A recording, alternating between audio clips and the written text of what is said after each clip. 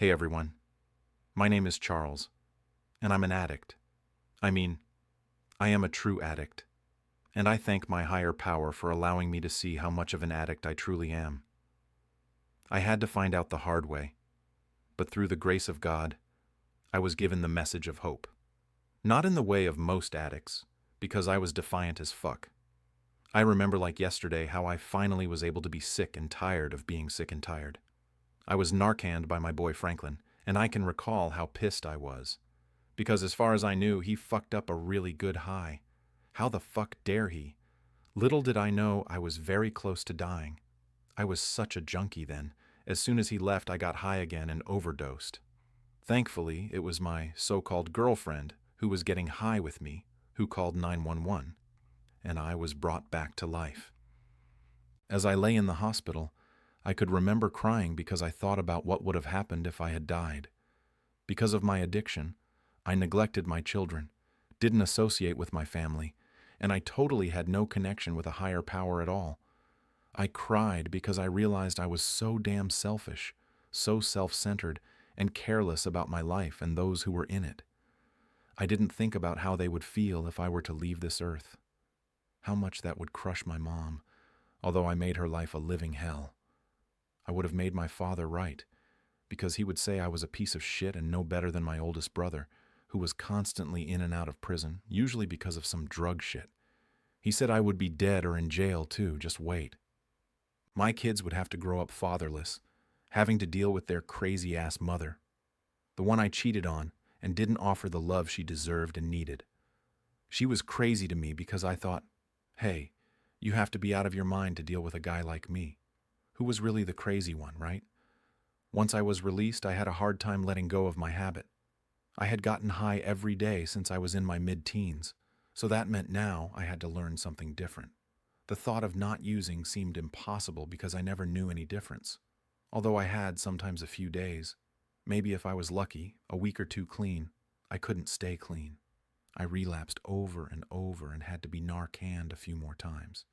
It wasn't until I heard that one of my best friends, whom I'd get high with, died in front of his wife and kids. That fucked me up badly because I had just seen him a day or two before. We actually got high together, and I realized that could have been me. Even though that was fucked up, I still got high, and I OD'd again. The doctor told me that I'd done some significant damage to my heart, and that's when I finally got sick and tired of being sick and tired. I got sick and tired of overdosing, sick and tired of being fucked up and suffering. I was 37 years old and was nowhere in my life.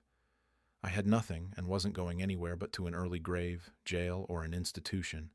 I had no money and was on the street. Something needed to change, and it needed to change fast. I picked up my phone and decided to look for help. Instead of calling a treatment center, I called the suicide hotline because I was on the verge of death. Although I didn't want to kill myself, I knew I was going to if I didn't stop shooting. It was the best call I ever made. They told me to hold on, and that if I was ready to get help, they could pick me up and get me help. I remember while I was waiting for them, I was beginning to have second thoughts, because my addiction started speaking to me, saying that I wasn't that bad, and I just needed to take a break. What was really crazy was it was like if the driver heard my thoughts and said, I used for years, and I used to call my drug of choice the devil. That motherfucker would talk to me in my own voice and tell me I just needed a break, that I would be okay. But the devil is a liar. He wants me dead. He'll settle for miserable, but he really wants me dead. That hit home for me. He was right. Heroin was waiting to kill me. I was already miserable. What was the next stage? A coffin? I remember the ride took a few hours, and when I arrived, they assessed me and saw that I was heavily addicted and that treatment was needed.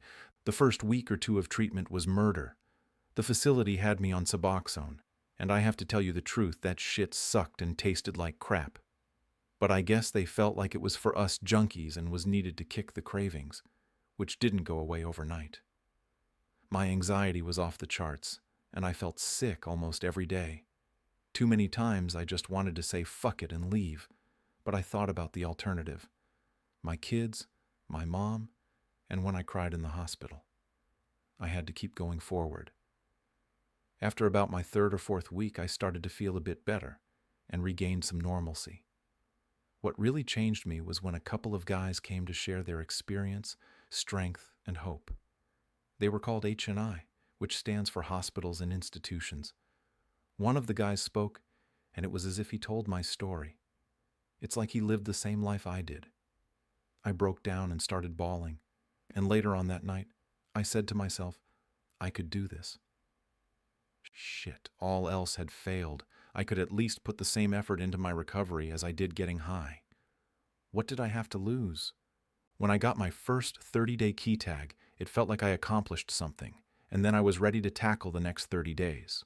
I'm here 18 months later to tell you that if I didn't listen to the 9 suggestions that were given, if I didn't allow a higher power to enter into my life, and if I didn't allow people like you to help me, I may not be here to let you know that it does work if you work it.